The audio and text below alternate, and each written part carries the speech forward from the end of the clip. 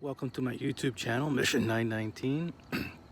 Mission 919 is devoted to stories, information, narratives of achievement, well-being, and prosperity in the African world. And today we're going to talk about Alberta Virginia Scott, who was born in Cambridge in 1875. She attended the Cambridge Latin School. She graduated in 1894. She attended Radcliffe, which is the women's college connected to Harvard University. She was the first African-American woman to graduate from Radcliffe. She graduated in 1898. She went on to teach in Indianapolis, and then she was recruited by Booker T. Washington to teach at Tuskegee in Alabama. She taught there for a year or so, then came back to Cambridge due to illness. Apparently her father passed away around this time as well, and unfortunately Alberta Virginia Scott passed away herself in 1902 at the age of 27. So the reason why she is mostly remembered is because of the fact that she graduated from Radcliffe.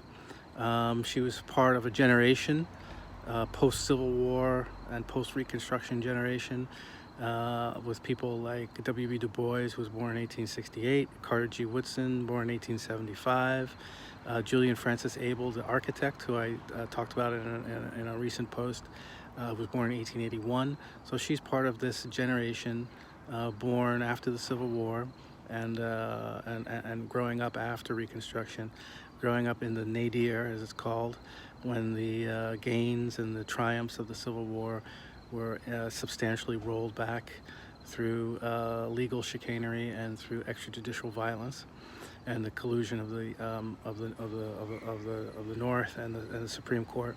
In any event, despite all of those headwinds, there was this rising generation that began to take to play roles in all kinds of areas of life, in academia and in the professions and so forth.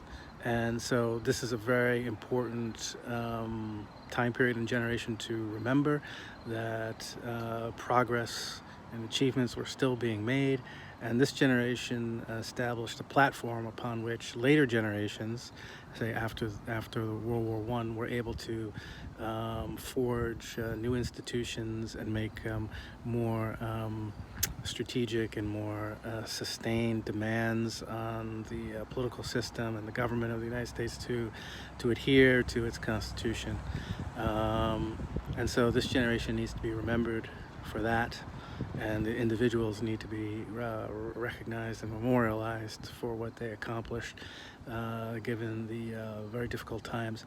Now, I also think it's important that Alberta Virginia Scott be recognized for being willing to travel and to live in Tuskegee.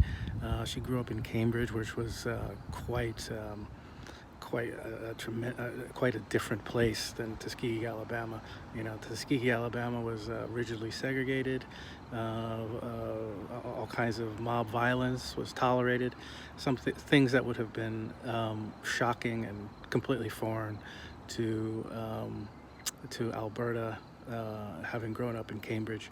And so it took a great deal of commitment and courage and a real sense of purpose for her to do that. And it was obviously a loss for her family, for the Black community of Cambridge, but also for the Black community as a whole, to lose such a valuable person at such a young age with such amazing potential. But in any event, what she accomplished in her young life is there and should be celebrated and memorialized. In the name of the ancestors and the unborn who are the same, Ashe, Ashe, Ashe, and we'll see you soon.